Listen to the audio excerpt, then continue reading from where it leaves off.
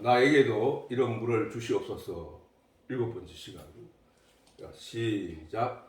우리 조상들은 이 산에서 예배하였는데 당신들의 말은 예배할 곳이 예루살렘에 있다 하더이다. 예수께서 가라사대 여자여 내 말을 믿으라. 이 산에서도 말고 예루살렘에서도 말고 너희가 아버지께 예배할 때가 이르리라. 너희는 알지 못하는 것을 예배하고 우리는 아는 것을 예배하노니 이는 구원이 유대인에게서 남이니라. 아버지께 참으로 예배하는 자들은 신령과 진정으로 예배할 때가 오나니 곧 이때라. 아버지께서는 이렇게 자기에게 예배하는 자들을 찾으시느니라. 하나님은 영이시니 예배하는 자가 신령과 진정으로 예배할지니라. 여자가 가로되 메시아 곧 그리스도라 하는 이가 오실 줄을 내가 아노니 그가 오시면 모든 것을 우리에게 구하시리이다. 예수께서 이르시되 내게 말하는 내가 그러라 하시니라. 아멘. 자, 여자가 메시아에 관한 얘기를 했지, 그지? 메시아에 관한.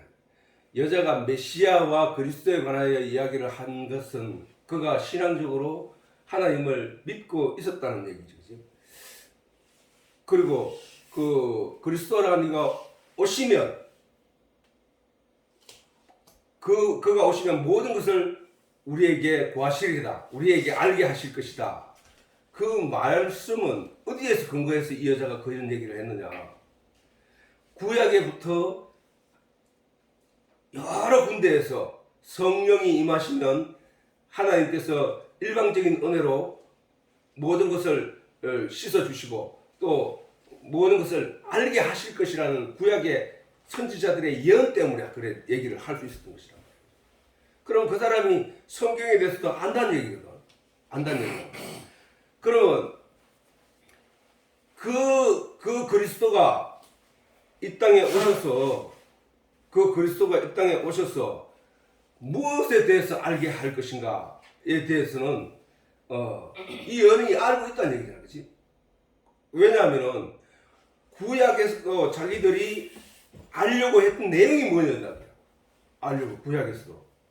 구약에서도 알려고 했던 내용이 신앙생활하면서 종교생활을 하면서 그들이 알려고 했던 내용이 있단 말이에요. 그 내용. 이 여자가 이 예수님에게 그 부분에 대해서 얘기를 하고 있는 거야. 아니 그분이 우리는 분명하게 알지 못하지만 그분이 오시면 모든 것을 알게 하시리이다 라고 했단 말이에요. 그치? 그 부분에 대해서는 예수님도 말씀하셨어. 너희가 영생을 얻기 위해서 성경을 상고하거니와 이 성경은 나에 대해서 기록했느니라. 야, 나에 대해서 기록한 성경을 너희가 연구하고 있다는 거야. 왜? 알려고. 구약에 예수님께서 유대인들에게 제사장들에게 말씀하시기를 너희가 영생을 얻기 위해서 성경을 열심히 연구하지 않느냐. 그 성경은 나에 대해서 기록한 거야. 근데 너희가 열심히 연구했다면서 열심히 알려고 공부를 했다고 하면서 내가 왔는데 넌 나를 모르네. 그 얘기는 뭔 얘기야? 구약의 성경을 제대로 이해하지 못했다는 얘기야. 신약도 마찬가지야. 구약만 그런 게 아니고 신약도 우리가 예수님께서 내가 가서 다른 보에서 성경을 너희에게 보낼 거야. 너희는 이 성경을 잘 모르지. 근데 성령이 오면 너희 속에서 너희에게 가르쳐 줄 거야. 생각나게 할 거야. 깨닫게 할 거야. 뭐에 대해서? 하나님에 대해서. 예수님에게 대해서. 예배가 이게 진짜 예배인지 예루살렘에서 예배를 드려야 할지 그런 내용까지도 다 가르쳐 준다는 얘기야. 누가? 메시아가 오면. 그리고 답을 결론적으로 얘기를 먼저 한다면은 예수님께서 말씀하시기를 그 여인에게 네게 말하는 내가 그러라. 예수께서 네가 기다리고 있는 그 메시아, 그 그리스도, 그분이 오면 모든 것을 가르쳐 줄 거야. 그분이 바로 네게 지금 말하고 있는 나야 라고 말씀하신 거란 말이야. 그지? 그러면 우리는 구약에도 그렇고 신약에도 그렇고 구약의 유대인들이나 오늘날 우리가 성도라고 부르짖는 하나님의 택함받은 성도들이라도 지금 알아야 될 내용이 뭐냐면은 유대인들처럼 형식적인 것, 그 다음에 율법적인 내용을 열심히 행하는 게 아니라 도덕적인 것, 양심적인 것, 철학적인 내용을 열심히 행하는 게 아니라 하나님 아는 일에, 예수님 아는 일에 최선을 다했다. 그걸 누가 가르쳐주냐?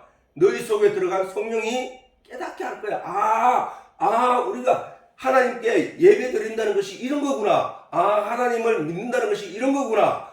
내가 이 세상에서 내가 나를 죽이는 것, 십자가로 나를 죽이는 것, 그게 내가 세상적인 가치를 따라서 열심히 그걸 위하여 열심히 그것만 따라가는 내가 그게 의미가 없는 것이고 하나님이 말씀하신 예수를 믿음으로 말미암아 구원을 얻는 것 이거구나 하고 발견하고 돌이키는 것을 회개라고 하고 그것을 구원이라고 하고 그것을 자기 자신을 죽이고 십자가로 죽이고 인간의 의지, 인간의 탐욕을 죽이고 하나님 예수를 전적으로 믿고 가는 이것이 바로 구원이라는 거야. 그게 그거구나 하고 깨닫는 것이, 깨닫게 하는 것이 바로 성령이 우리를 도우시는 일이라는 거야. 우리가 이 세상에 90% 이상, 90% 아니면은 그 이상이 솔직히 세상적인 가치를 쫓아 열심히 살아가고 있잖아. 내가 오늘 하루 종일 생각하는 모든 내용이, 오늘 내가 하루 종일 생각하는 모든 내용과 거기에 대한 노력들이 다 세상 것들이 아니냐고. 누가 성경을 파고 성경의 내용을 주목하고 하나님 말씀에 귀를 기울이고 그것을 하나님의 음성을 듣기 위해서 진리의 내용을 깨달아서 어호라 나는 곤고한 사람이었구나. 이제 우리 주 예수를 말미암아 내가 은혜를 입은 자가 되었구나 하고 그쪽으로 구하고 찾는 이가 몇이나 있냐 이 말이지. 일순간도 우리는 이 세상에서 벗어나서 하나님을 찾는 이가 많지 않다는 것이야. 많지 않다는 것. 선악을 알게 된 우리가 죄악 가운데서 세상적인 것들로 가득 채우던 그 삶에서 벗어나서 그 세상 저주받을 바다에서 건져내어서 하나님의 사람으로 살게 하는 그것이 구원이라니까. 그것이 예수님 오신 거라니까. 목적이라니까. 바로 예수님이 말씀하시기를 그 여인이 말했듯이 메시아라고 하는 그 그리스도가 오시면 우리에게 모든 것을 가르치시리이다. 그 가르치는 내용이 뭐냐고. 가르치는 내용이 구약 성경을 열심히 읽는 이유가 뭐냐고. 그 성경 안에 진리의 내용이 들어있기 때문에. 그 진리의 내용이 뭐냐? 하나님이니까. 그 하나님을 열심히 연구했단 말이야. 구약 성경을 통해서. 우리가 어떻게 존재하게 되었고, 우리가 왜 하나님이라는 존재가 어떻게 있는 것이며, 우리가 그분으로부터 어떻게 지어졌으며, 만물을 어떻게 다스리라고 하셨으며, 우리가 부부가 만나서 자식을 낳고, 가정을 이루고, 그 살아가는 그 삶이 어떻게 해서 주어졌으며 이런 걸 연구하게 하고 보고 깨닫게 하는 내용이 성경이거든. 내가 어디서 와서 어디로 가는가 하는 근본적인 철학적인 근본적인 내용도 그 안에 답이 다 들어있기 때문에 그게 진리란 말이야. 그 안에 다 진리가 있다. 그 진리가 하나님이거든. 아니 내가 늘 강조하고 다시 강조하지만 사람들이 우상을 만들어 놓고 그거 앞에서 절을 하는 이유가 뭐냐면 인간은 근본적으로 눈에 보이지 않으면 믿지 않으려고 하는 근성이 있단 말이야. 그 속성. 그게 아담이 하나님의 말씀을 듣고 검령을 듣고 그 말씀을 지켜야 되는 그 아담이 그 말씀을 잃어버린 이유가 뭐냐면은 사단이 손가락질하면서 선악과를 보게 한 그 이유 때문이야. 그걸 보고 보암직하고 탐스럽게 하고 먹음직했기 때문에 그걸 따먹은 거거든. 인간은 근본적으로 하나님이라는 존재를 자꾸 어떤 형식과 모양으로 자기도 모르게 만들고 있단 말이야. 하나님이 형상을 닮았다. 우리도 하나님도 눈, 코, 입이 있고 우리 모양을 닮았을 거야. 이쪽으로 가고 있다고. 아니야. 속성을 닮은 거야. 속성. 하나님 속에 있는 영. 하나님의 영이 영이란 말이야. 그 영은 예수님께서 십자가에 못 박으시고 사흘 만에 부활하셔서 제자들이 다락방에 모여 있는데 그 다락방이 갑자기 나타나시는데 문도 열리지 않았는데 벽을 통과해서 탁 제자들 앞에 나타나셨단 말이에요. 그래서 누군가가 제벽에 누군가가 만지려고 하니까 내가 아직 아버지께 갔다 오지 않았으니까 건들지 마라 라고 하시거든요. 내가 나를 너희가 만져보나 안 만져보나 내가 너희 앞에 나타난 것은 영은 사람은 육체가 있으되 영은 육체가 없느니라 라고 하시면서 그 얘기를 설명했다니까. 벽을 통과해 왔지만 사람들 앞에 눈에 보인 그 육체의 예수는 부활하신 그 예수님은 영이었다는 거예요. 영.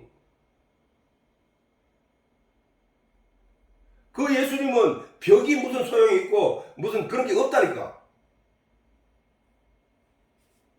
그렇기 때문에 우리가 하나님을 생각할 때에 세상적인 관념에서 생각하면 안 된다.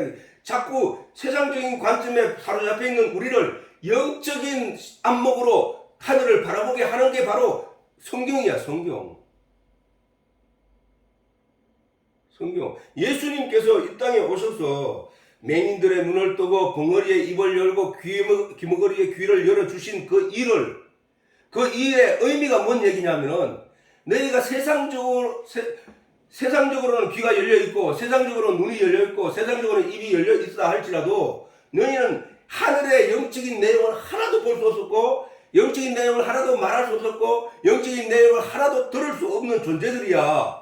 내가 너희 눈을 열고 그 하늘의 영적인 내용을 보게 하고 듣게 하고 입으로 말하게 할 수 있는 존재로 내가 만들 거야 라고 하신 거란 말이야. 그 의미가.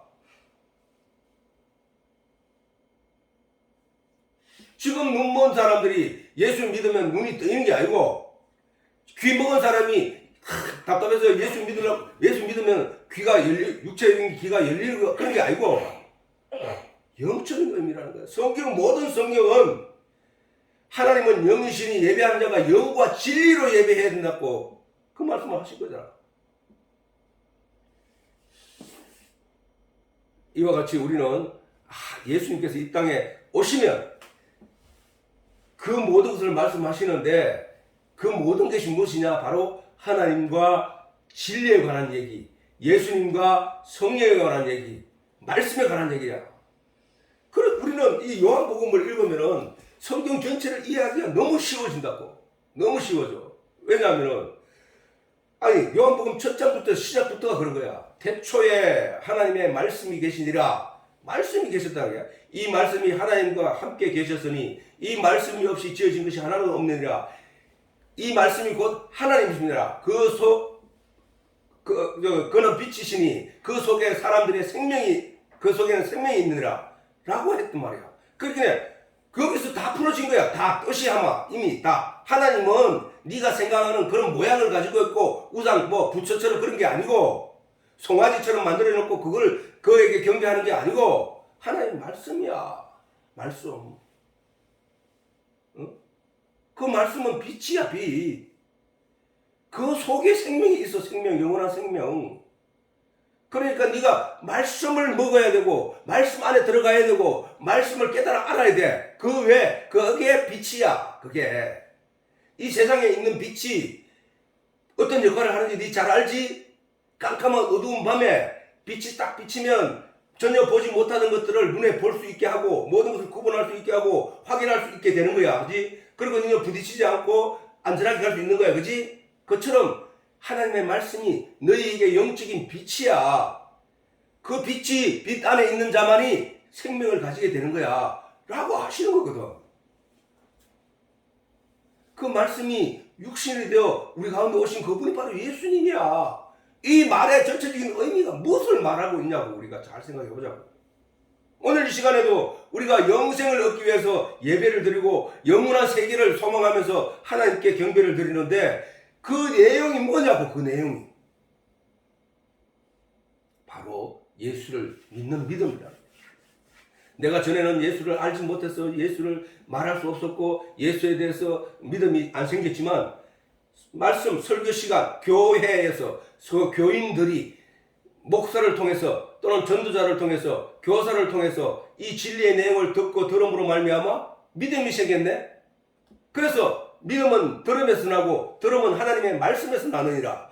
그래서 우리가 이 말씀 안에서 우리가 믿음이 점점 충실하게 되어 간다는 것이지. 다시 말해서 곡식 이삭이 암수 수정이 딱 돼가지고 꽃이 피었다가 꽃잎이 떨어지고 나면 시방에서 그 씨가 수정된 씨가 그 열매를 쭉정이 껍질부터 만들어내고 그 안에다가 영양분을 계속 공급하게 되면은 그 열매가 나날이 굵직하고 충실하게 맺는 것처럼 우리가 날마다 말씀을 들음으로 말미암아 우리의 믿음이 하나님에 대한 믿음과 하나님에 대한 확신이 그리고 천국에 대한 몰랐던 그 천국에 대한 소망들이 확실해져 가고 있다는 것입니다.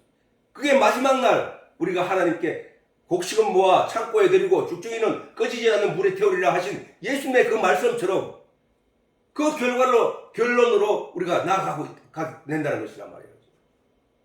그래서 자 예레미야에서 보면은 나 여호와가 말하노라 지난 시간에 읽었어요.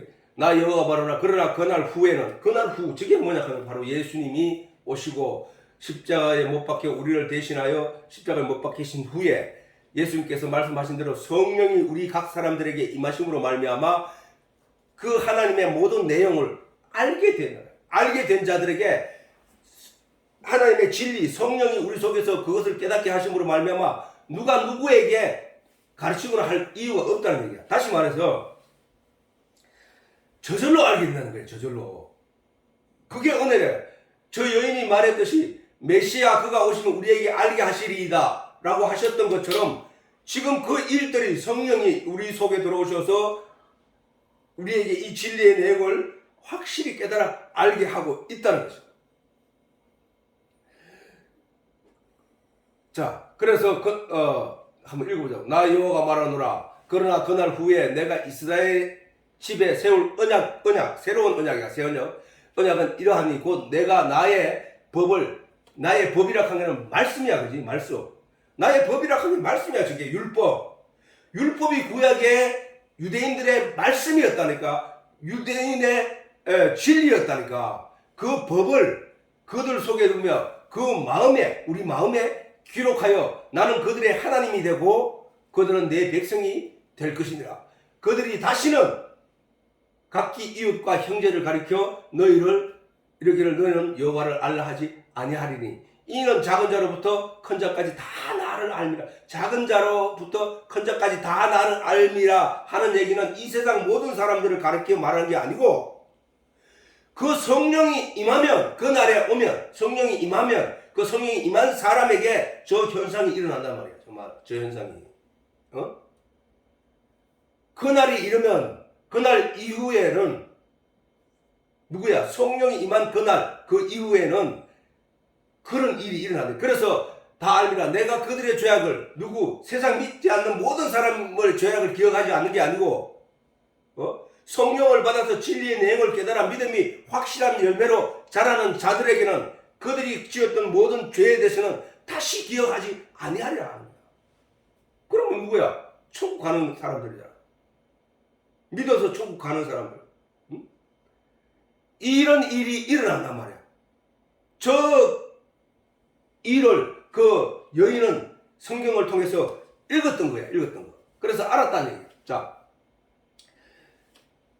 내가 전에 신학자들이 얘기하기를 구약의 말라기로부터 예수님 오실 때까지 세례 요한이 오기까지 하늘의 말씀을 전하는 자도 없었고 그 하나님의 하늘에서 이스라엘 백성들에게 어떤 말씀을 주는 선지자들이 없었다는 얘기야. 그거는 그 얘기가 있었는데 그 기간이 400년이라고 해요. 400년.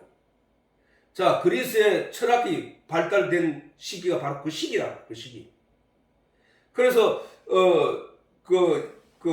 복음이 전도되는 그 시기에도 예수님 시대에도 사람들이 앉아 모이면 그 철학적인 이야기로 꽃을 피웠다는 거야. 철학적 얘기로. 그 정도로 그 철학이 만연해 있었고, 소크라테스나 아리스토텔레스 탈레스 이런 사람들이 만든 그 철학적 그런 내용들이 그때 융성하게 꼽히었던 시절에 말이에요. 그러니까 이제 하나님 말씀도 없고 하나님이 지켜주는 것 같지도 않고 하나님이 함께 하지도 않는 것 같은 유대인들의 삶은 비참하게 이룰 수가 없었거든요. 그러니까 사실은 그 바벨론에서 나라를 찾아 다시 돌아왔지만 그걸 지킬 힘이 없는 거예요. 그 지킬 힘이. 그래서 그들은 로마의 식민지가 되었다고. 로마에 강력한 그 로마 시대에 그 로마의 식민지가 되어서 나라 없는 상태로 그 많은 세월을 살게 됐단 말이에요. 그 많은 세월.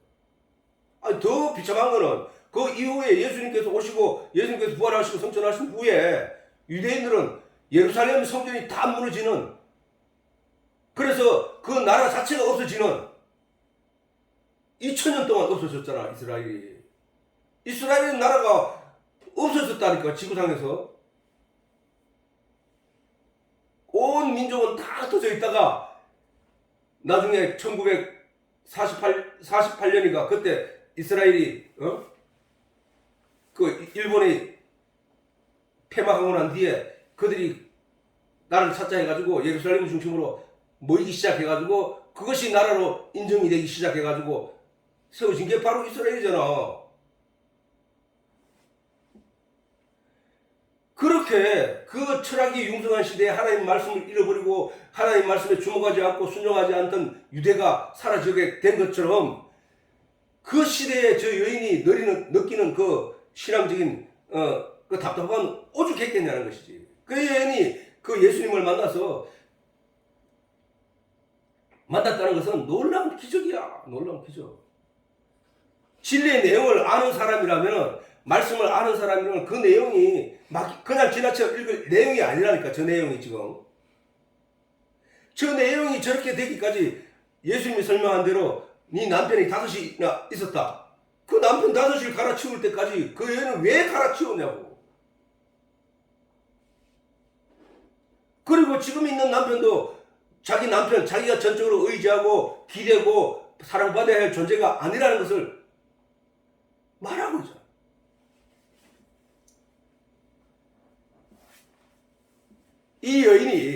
사실 이 여인이 그 예수님을 그 우물가에서 만나게 된 게 우연이냐, 우연이었을까?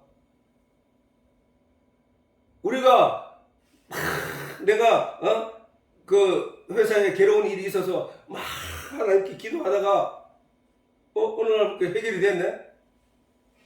그 우연히 해결이 됐을까? 아니라는 거. 내가 기도한 내용이 있기 때문에 그것이 이루어진 것은 기도의 응답이라는 거예요. 기도의 응답. 자, 이 여인이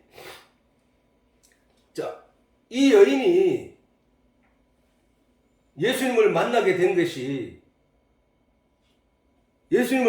것이 우연이 아니라는 거야. 우연이. 왜? 우리가 먼저 생각해야 될 것은 예수님은 하나님이시야. 하나님. 예수님이 하나님이신데 예수님이 그 자리에 가서 그 여인을 만나게 될 것을 몰랐을까? 아니, 알았다는 거야. 아니, 그 여자에게 남편이 몇 명 있었던 것까지 다 아시는 예수님이 그 자리에 간 게 우연이었다고? 아니야. 그 여인이 재수없게 우연히 예수님을 만나서 그 응답받고 은혜를 입은 게 아니라니까? 예수님이 하나님이라는 사실을 먼저 전제하자고. 우리가 전제. 그리고 그 여인에게 이 신령과 진정으로 예배드리는 내용에 대해서, 그 다음에 진짜 남편이 누군가에 대해서, 그 다음에 진짜 물이 영생하도록 그 속에서 솟아나는 샘물의 내용이 뭔지를 가르쳐 줬잖아. 그러면 그 여자가 그 얘기를 듣고 어떤 게 주는 그리스도라는 걸 알았다는 거야. 아, 그게 진리구나라고 알아차렸다는 것이지. 그렇다면은 그 여인이 그런 내용으로 암울한 시대에 로마의 식민지 아래서 남편이나 다스리나 갈아치울 정도로 불행하고 한낮에 그 뜨거운 햇빛 아래 물을 길러 오는, 보통은 아침에 새벽에 시원할 때 물 들어가는데 그 뜨거운 땡볕에 그 먼 길을 물을 들어온 그 여인의 삶을 예수님께서 시원하게 풀어준 거잖아. 그 여인의 기도 내용들이야. 그 기도 내용들. 우리는 그 여인이 그렇게 함으로 말미암아, 여인은 스스로 생각해도 나중에 알고 나서 응답인 줄 알았지만 그 당시에 만나는 순간에 우연히 만난 줄 알았겠지, 자기도. 그래서 유대인 중에 하나인 줄 알았어. 아니, 유대인들이 어떻게 사마리아 여인에게 물을 달라고 합니까? 그냥 나가낸 줄 알았어, 그러냐. 근데 나중에 남편 다섯을 있었던 걸 아네? 선지자시네? 그럼 내가 물어봐야지. 그동안에 내가 궁금해했고 답답해했고 안타까워했던 일들을 물었던 거야. 그랬더니 예수님이 설명을 다 해주시는 거란 말이야. 우연이 아니라. 그러면은 예수님은 우리가 만날 때 그렇게 만나는구나. 철실한 간절함과 현실과 자기 신앙에 대해서 진지하게 고민한 사람들에게 하나님이 나타나셔서 깨닫게 해주신다는 거지.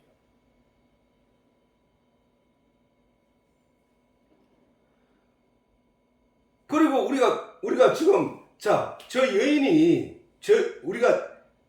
예수님께서 이 땅에 구약 시대를 지나서 양과 염소의 피로 번제단에 피를 흘리게 하고 불에 태워서 하나님께 향기를 드림으로 말미암아 구원을 얻는다고 하는 그 구약의 율법의 시대를 지나서 예수님께서 친히 그 양의 희생 번제 대신에 예수님께서 직접 십자가에 못 박혀 죽으시고 희생되심으로 말미암아 그 이후에 예수님께서 말씀하신 대로 내가 가서 다른 보혜사 성령을 너희에게 보내리니 그가 와서 너희를 깨닫게 하고 생각하고 가르쳐 줄 것이다. 요 흐름이 역사와 시간의 변천 안에 놓여 있다고 생각하지 말라고.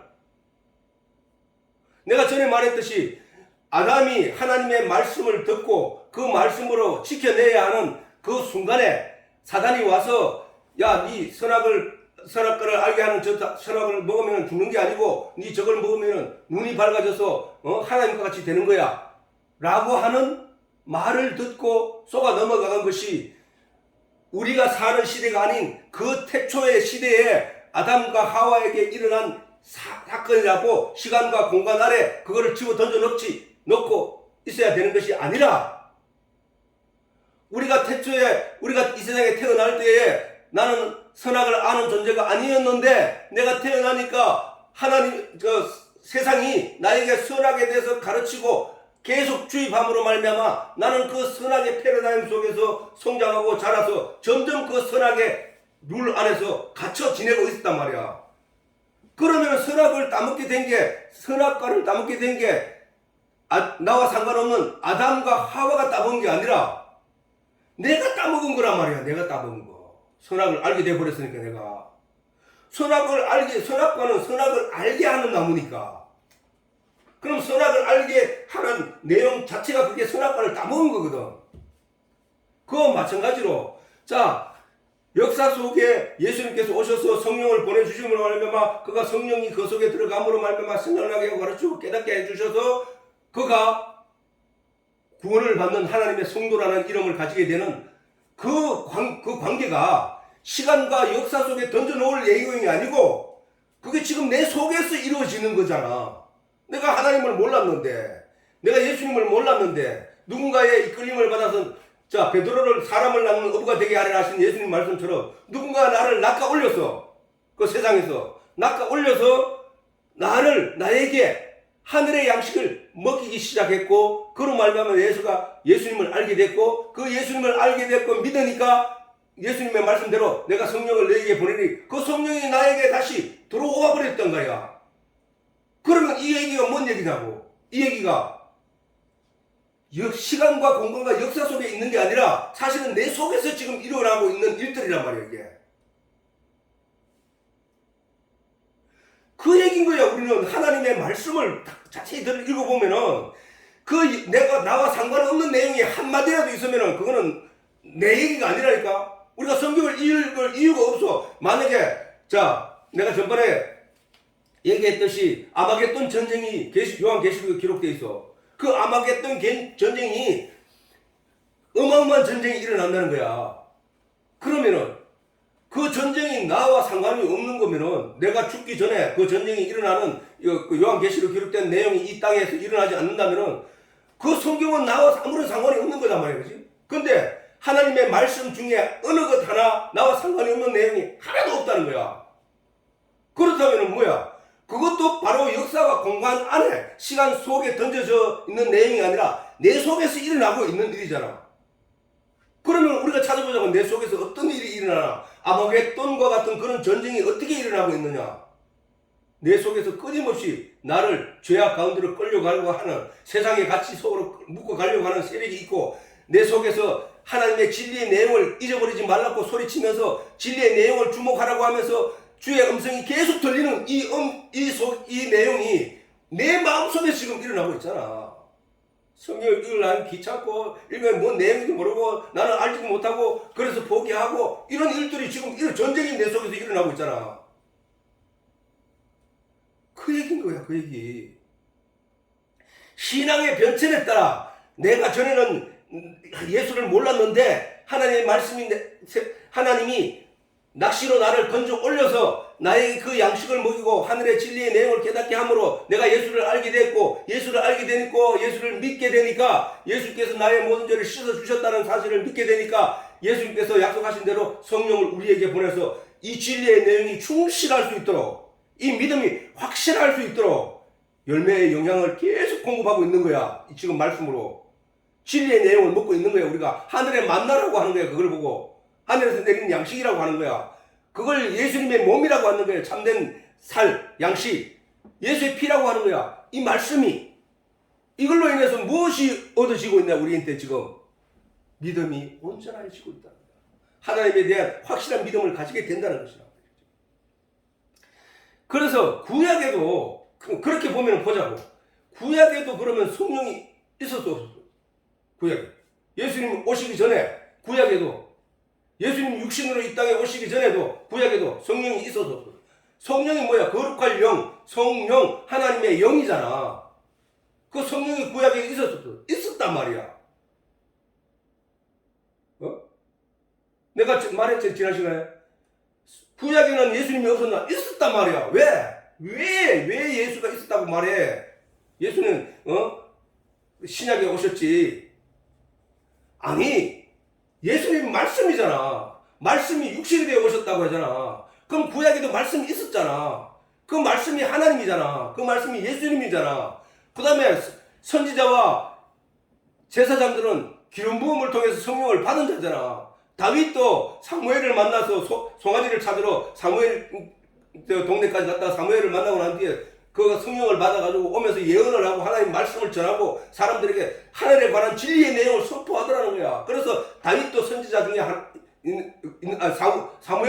사울도 선지자 중에 하나인가 하고 사람들이 그렇게 속담까지 만들어냈다는 거야.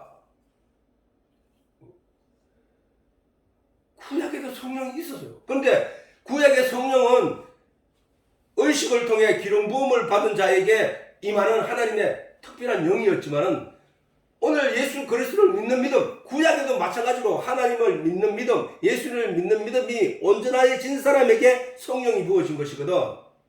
이와 같이 오늘날도 마찬가지고, 그러면 구약에도 마찬가지로 예수님을 알고 믿음으로 말미암아 구원을 얻는 것이 맞단 말이야. 맞다고. 그냥 예수로 존재를 육체의 존재로만 이해해버리면은 이게 뭔 말인지 모르지만 그 말씀이 육신에 오신 분이고 예수님 스스로 말씀하시기를 내가 길이요 진리요 생명이야. 나를 말미암지 않고는 아버지께 갈 자가 없어. 그 다음에 내 살은 참된 양식이요 내 피는 참된 음료야. 누구든지 나를 먹으면 이렇게 말씀하시는 거야. 그러면 그 예수라는 이가 예수라는 구세주가 어떤 존재인가를 알아차려야 된다. 성경에서 여전히 부처처럼 또는 석가모니처럼 어느 그런 사람이 세상에 있었는데 그 주장을 그 중에 우리가 예수의 주장을 믿고 따르는 거야 라고 인식을 해버리니까 하나님의 존재, 예수님의 능력 인정할 수 없다는 존재가 되어버립니다.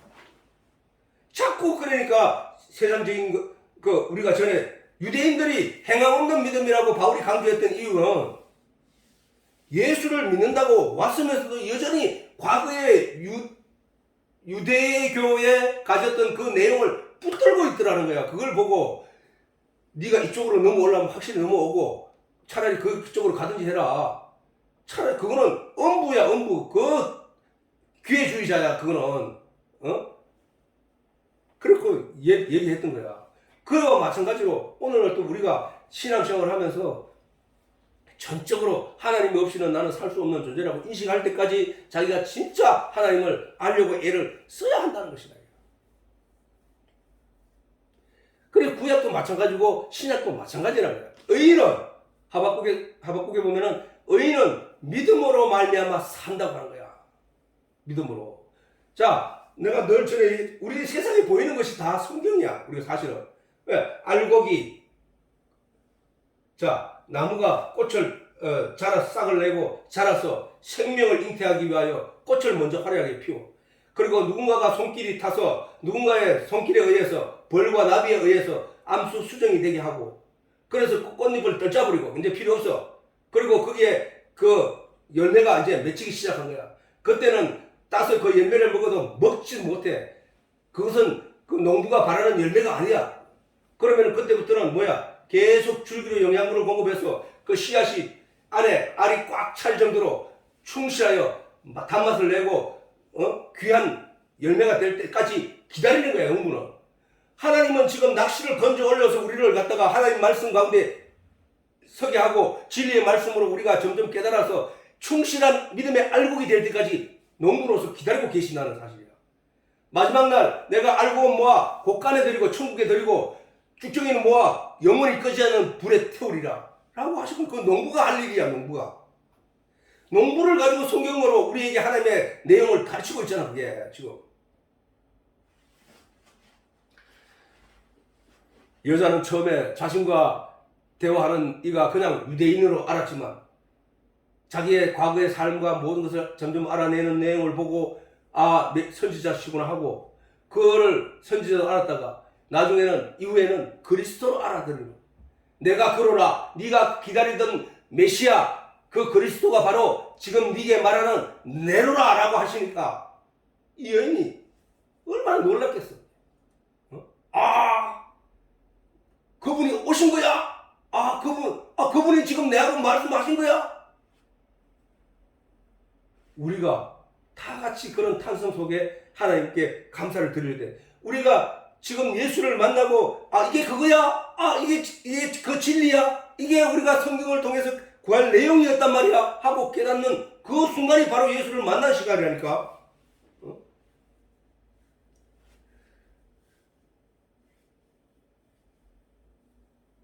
그러기에 모든 신앙의 열심, 신앙의 결과, 성도들의 궁극적인 목표는 바로 그 예수를 만나는 거거든. 그 예수를 만나고 하나님을 만나는 게 신앙의 목표란 말이야, 사실은. 아니, 교회 가서 예배를 드리고 뭘 하는 거야, 거기서.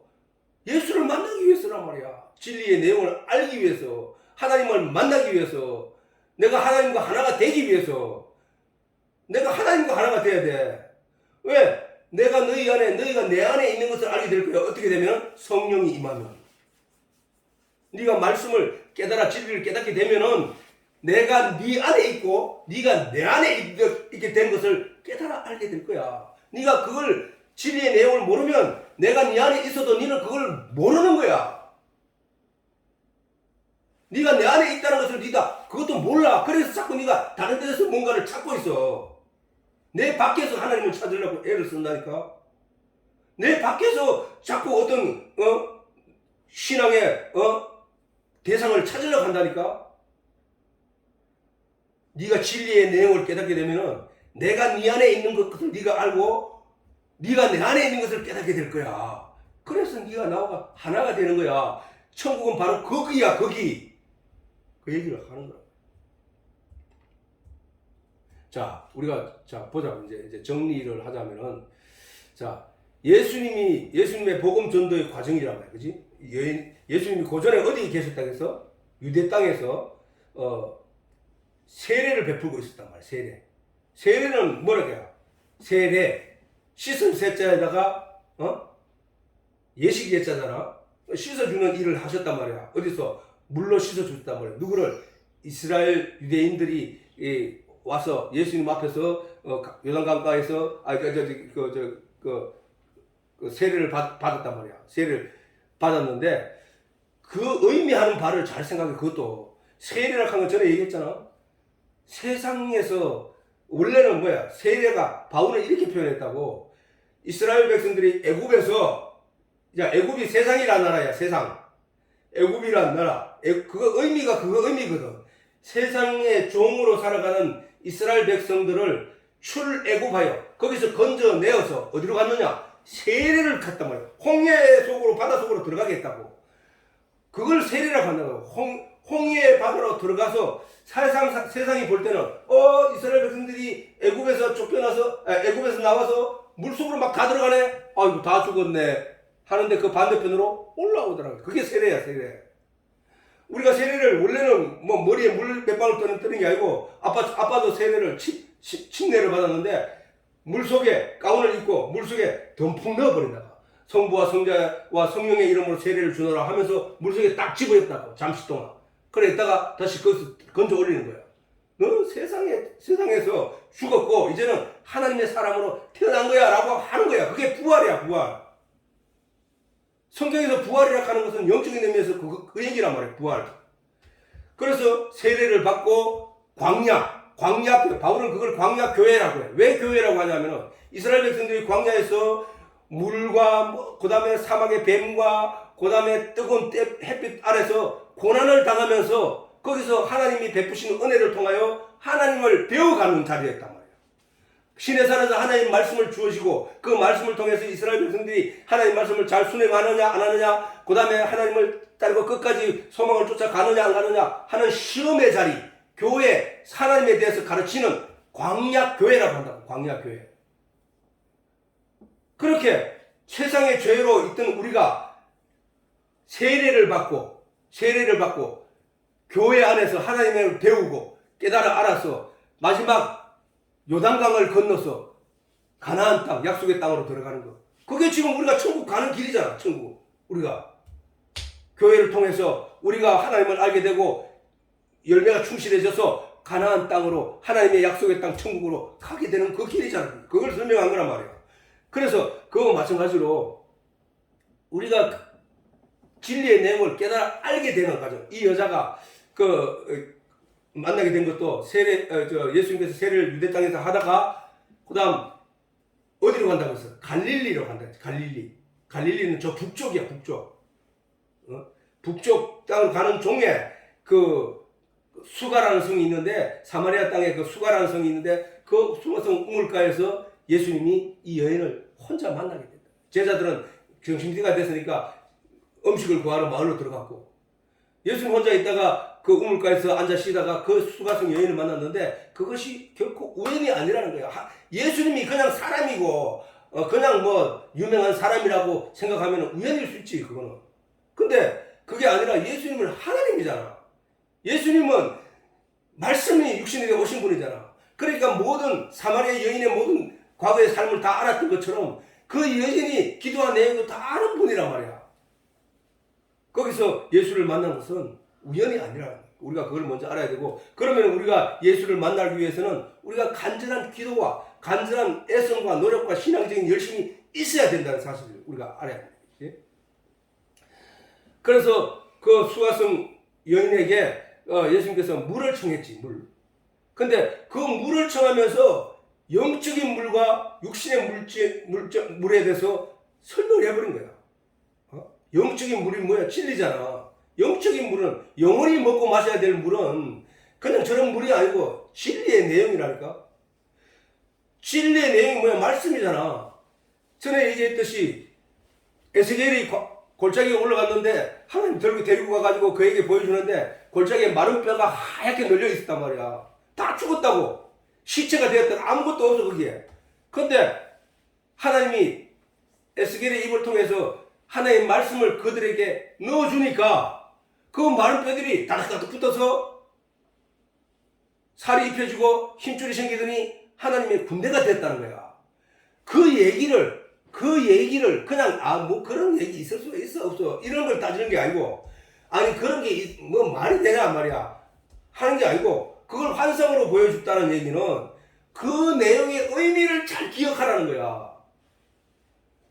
저 하얀 뼈를, 마른 뼈를 살리는 게 사람이 먹는 물을 부어주니까 살아는 게 아니고, 사람이 먹는 밥을 그 위에 던져주니까 사는 게 아니고, 하나님 말씀을 던져줬더니, 넣어줬더니 살더라는 거잖아. 말씀이, 예수님께서 내 말이 곧 영이니라 하셨던 것처럼 하나님이 다시 말해서 에스겔의 입을 통해서 그들에게 영을 넣어주었다는 얘기잖아. 영을. 하나님이 아담과 하와를 사람으로 만들어 놓고 그 코에 생기를 불어넣었더니 생영이 되었다는 거야. 영이 살았다는 거야. 똑같은 얘기야. 똑같은 얘기. 우리가 원래는 다 죽은 자들이었단 말이야. 예수님께서 죽은 자들로 죽은 자를 장사하게 하고 너는 나를 따르라고 말씀하셨던 것처럼, 저들은 살아있다고 말을 하나 죽은 자고, 저들은 육체로 죽은 자도 죽은 자고 죽었지만 영으로 볼 때는 그렇다는 거야. 그런데 너는 산 자야. 너는 나를 따라. 그 얘기야. 그러기에 이 세상은 모든 죽어있는 영들에게 그것을 건져내어서 말씀을 넣어주고 살게 하는 것이 바로 성도야, 성도. 그래서 그 진짜 물을 가지고, 진짜 우리가 육신의 물을 마시는 갈증, 생명의 근원인 물을 가지고 영을 거기에다가 대입한 거야, 예수님이. 너 물 못 마시면 죽지? 그러니까 네가 살기 위해서 여기에 물 들어오지? 네 진리의 내용을 제대로 그렇게 구해봤냐? 너 진짜 진리의 내용을 그렇게 네 영혼을 위해서, 네 영을 위해서 그렇게 구해봤냐? 그 질문이잖아, 그게. 이걸 받아보지 못했지? 이 진리의 내용을 먹어보지 못했지? 이 샘물을 먹어보지 못했지? 내가 주는 물이 바로 그 물이야. 이 물을 먹으면 네 영생하도록 네 배에서 그 내용이 솟아날 거야. 물길로 안 가도 돼. 그게 바로 성령이시잖아. 내가 너희 속에 들어가서 너희를 깨닫게 하고 생각하고 가르쳐주고 계속 하늘의 진리의 내용을. 이게 영혼이 살아가야 할 근본적인 이유란 말이야. 그러므로 반드시 우리는 영생수, 육신이 먹는 물은 영생수가 아니야, 그지? 그거는 늙으면 죽게 돼 있어. 그런데 사람이 영은 죽지 않는다고, 육체가 죽는다고 해서 영이 죽는 게 아니란 말이야, 그지? 영은 육체 안에 주인으로 존재하다가 그 육체는 집이야, 집. 그 집은 버리고 떠나는 거란 말이야. 고린도후서에는 썩지 아니할 다른 몸을 주신다고 했어, 하나님이. 영생수를 가지게 되는 저게 인간이 신앙생활하는 궁극적인 목표라니까. 근데 우리는 거기서 세상적인 묶인 것에서 사단이 아마겟돈 전쟁을 통해서 우리 속에 계속 방해하고 전쟁을 그런 싸움을 걸어오기 때문에 다 아담과 하와처럼 무너져 내린다는 사실이야. 그래서 말씀을 지켜라는 거야, 말씀을. 네게 준 말씀. 저 선악과를 따먹으면 네가 정령 죽으리라고 하신 그 말씀을 내가 놓치지 않고 꼭 붙들고 지켜야 되는 거고, 마찬가지로 오늘날 내가 이 속에 하나님께서 누구든지 예수를 믿으면 천국 간다는 말씀, 그 예수로 말미암아 내가 하나님과 하나가 됐다는 사실을, 이 말씀을, 복음이 준 내용을 꼭 붙들고 이걸 잊어버리지 않으려고 해야 된다는 거야. 사단은 계속 다른 내용과 다른 무기를 가지고 계속 공격하는데, 사람은 이것만 가지고 그냥 부둥켜 있으면 못 지킨다고. 뭐야? 하나님께 구해야 된다는 거야. 진리의 내용을 풍성하게 열매가 더 충실할 수 있도록, 바람이 불어도 떨어지지 않을 수 있도록 자기를 충실하게 만들어내야 된다. 그래야 마지막 날 알곡이 되어서 천국 들어간 거야. 근데 이게 공격하면 비실비실, 공격하면 비실비실, 점점 자기를 잃어버리게 되는 거. 그게 바로 유대인들이 그랬잖아. 유대인들이 하나님 말씀을 굳게 잡고 그 진리의 내용을 잡아야 되는데, 다른 나라와 전쟁을 하다가 그들이 강하면은 나야 그래, 우리 하나님은 약하네. 우리 하나님은 뭐 힘도 안 써주고, 뭐 자들이 믿는 신이 뭐야? 저 신이 더 강한 거야? 그럼 우리가 그것도 좀 받아들이고 더 여기다 더 첨부하자. 이렇게 했던 게 유대인들이거든.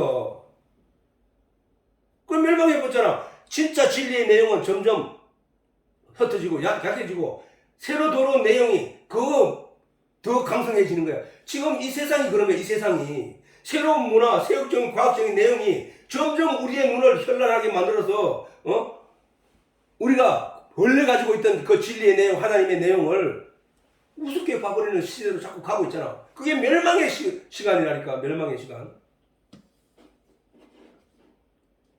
그래서 육신이 의지하는 남편. 자, 우리가 예수님께서 그 얘기를 했지. 육신이 의지하는 남편. 네가 그 남편을 통해서 네가 만족을 얻었냐? 네가 그 남편을 인하여 그 위로를 받고 있느냐? 네가 그 남편과 되면서 믿고 따라갈 존재가 되느냐? 질문하는 거야. 원래 남편은 뭐야? 집을 지키고 가정을 살리고 그 다음에 아내를 보호해주고 하는 게 남편이잖아. 근데 그 일을 진짜 남편이 여기 왔다. 여인아, 너의 진짜 남편이 여기 왔다.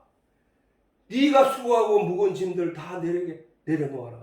내가 너를 편히 해줄 거야. 지금 우리에게 지금 예수님이 하신 말씀이잖아. 지금 우리에게 너의 진짜 남편은 네 영혼 신부야. 아가스를 보면은 신랑 신부를 가지고 하나님과 나의 관계를 잘 설명해놨다고. 잘 설명해놨어. 하나님이 나를 어떻게 사랑하시는지, 예수님이 나를 어떻게 사랑하는지 잘 설명해놨다니까. 그런데 우리는 뭣도 모르고 그 게을러서 또는 그 업신여겨서 그냥 흘러듣다가 그분이 진짜 남편인 것을 깨닫고 난 뒤에 이 여인이 쫓아나가서 온 성중을 돌아다니면서 선지자들에게 묻고 나그네에게 묻고 내 신랑을 본 적이 없느냐, 어디서 만나지 못했느냐, 그분이 이렇게 생긴 부심이고 그분이 나를 내가 졸다가 내가 놓쳐버렸느니라 하면서 나중에 이 연애 그 간절한 노력이 결국은 그 신랑을 만나게 된다고. 그리고 솔로몬이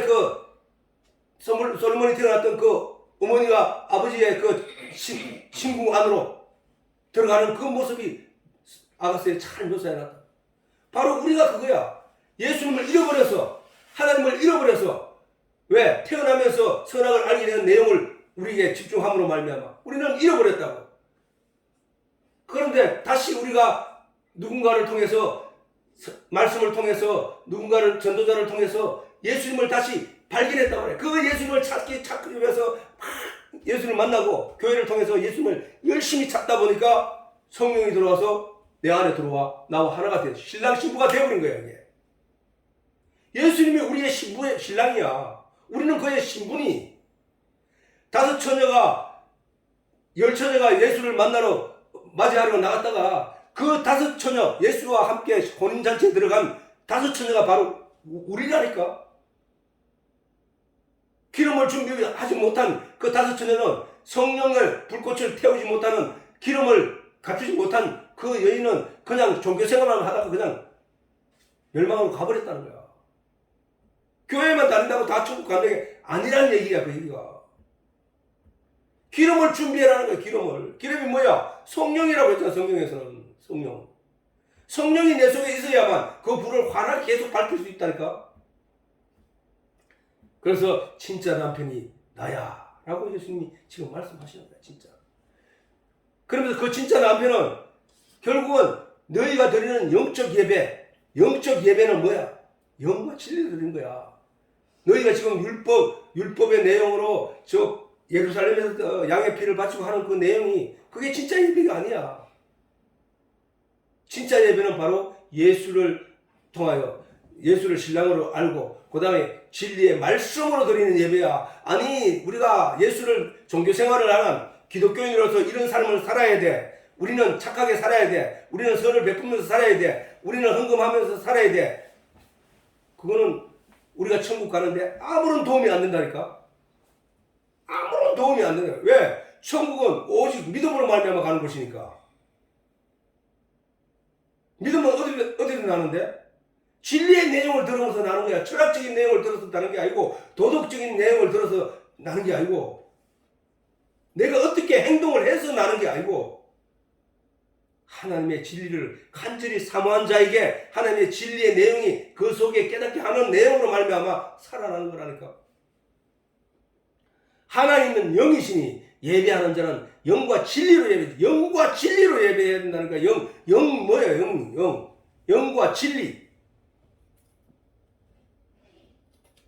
그래서 예수님 말씀은 그거야. 육신의 행위로 드리는 예배, 너희가 예루살렘에서 드리고 이 베델에서 드리는 이 예배는 육신의 행위로 드리는 예배야. 그 예배는 모르는 자들이 드리는 예배야.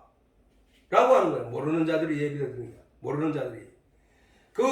그뿐만 아니라 믿지 않는 모든 사람들의 다른 종교를 가지고 있는 사람들도 다 저기에 속하는 거야. 모르는 자들이 드리는 거야. 그러면 영과 진리로 드리는 예배는 뭐야? 아는 자들이 드리는 예배. 다시 말해서 진리를 알지니 진리가 너희를 자유케 하리라는 내용의 결과를 도출해 내릴 수 있는 그런 예배. 오늘 이 시간에 드리는 이런 예배가 진짜 예배라는 거야. 영과 진리로. 이런 예배하는 자들을 하나님이 찾고 계신다는 거야, 지금. 내가 착한 척하고 나는 목사니까 내가 설교를 하는 모든 내용을 나는 다 지킨 겁니다. 여러분도 이 내 설교를 듣고 이런 행동을 다 지켜 따라오십시오. 어느 성도 그렇게 살면 안 됩니다. 기독교인은 그렇게 살면 안 됩니다. 예수를 믿는 사람은 그렇게 살면 안 돼요. 행실을 자꾸 강조하는 그거는 가짜라는 거야, 가짜. 우리가 거기서 사단이 그렇게 우리에게 교육했잖아. 그렇게 하면 안 됩니다. 이렇게 해야 됩니다. 이렇게 살아야 됩니다. 어린아이 때부터 태어나자마자 이렇게 살아야 돼. 이게 옳은 거야. 저게 나쁜 거야. 어비어비 그건 나쁜 거야. 이게 좋은 거야. 그런데 인간은 근본적으로 좋은 것만 행하고 살 수 있는 존재가 못 된다는 거야. 그래서 예수님이 거기서 우리를 건져내는 것인데도 불구하고 건져내 왔다고 하는 거기에서도 계속 너 그러면 안 돼. 그렇게 살면 안 돼. 이렇게 살아야 돼. 계속 강조한다는 얘기는 뭐야? 그게 행함 없는 믿음, 다시 말해서 유대인들이 유대교를 그의 습성을 버리지 못하고 여기까지 와가지고 그걸 붙잡고 그걸 의지하는 그거 똑같은 거야. 바울이 말하기를 행함이 없는 믿음이야. 그거는.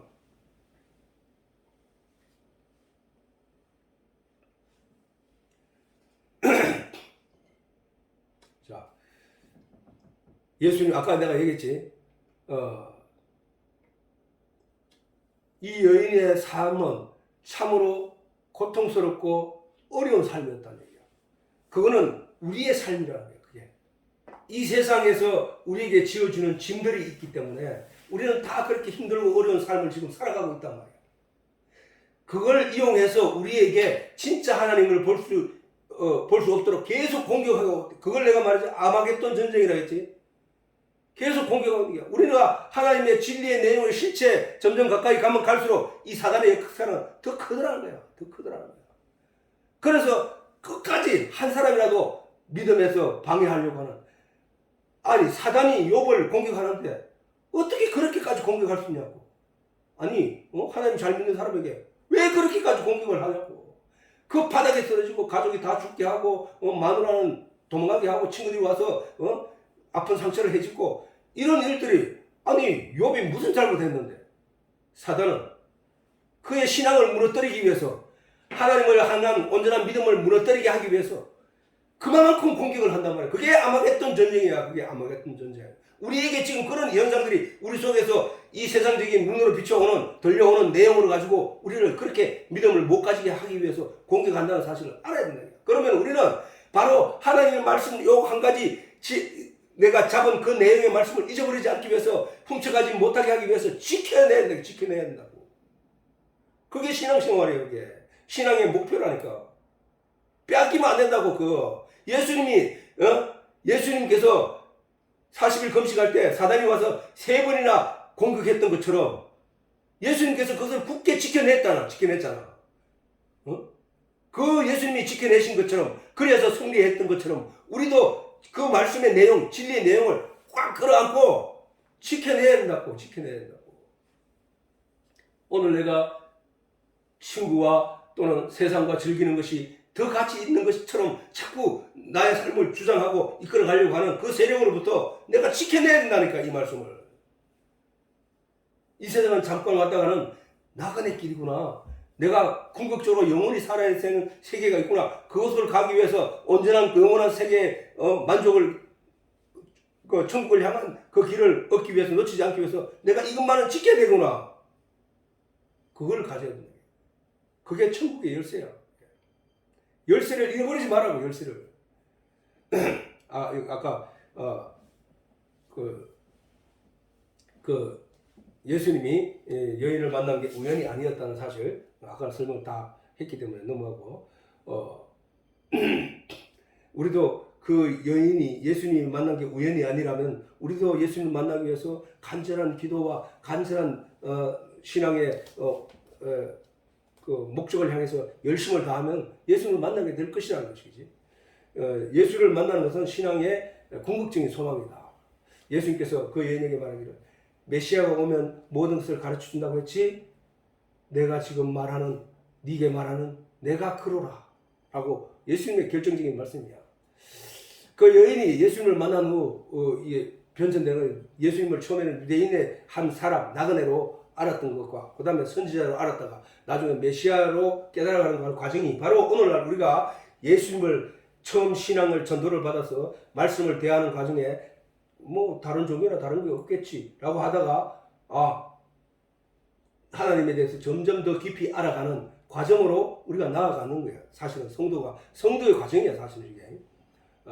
그래서 오늘날 우리 인생 가운데도 이 여인이 겪게 되는 과정을 통해 참 예수를 만나게 된다는 사실을 알고, 우리가 우리에게 주어진 고난과 징계, 절망과 낙심, 그 다음 벗어나는 발버둥, 고뇌에 찬 간절한 기도, 절대자의 하나님의 도움을 구함, 마침내 만나게 되는 진리, 이게 그렇게 저게 뭐야? 우리의 삶 가운데 기본적으로 깔려있는 내용이야. 그걸 통해서 우리가 하나님을 알려고 하는 방향으로 가야 되는데, 그걸 해가지고 절망을 하거나 내가 사단에게 지는 꼴이 되어버리면 망하는 것밖에 없다. 자, 오늘은 여기까지. 그래서 나에게도 이런 물을 주시옵소서 한 이 제목으로 마지막 시간을 가지게 된 것인데, 아무튼 이 내용 안에서 우리가 반드시 얻게 되는 하늘의 진리가 있었다는 사실을 잘 기억하고, 또 한 번쯤은 한두 번은 더 이 유튜브를 통해서 듣도록 하라고. 자, 이로써 예배를 마치도록 하겠습니다.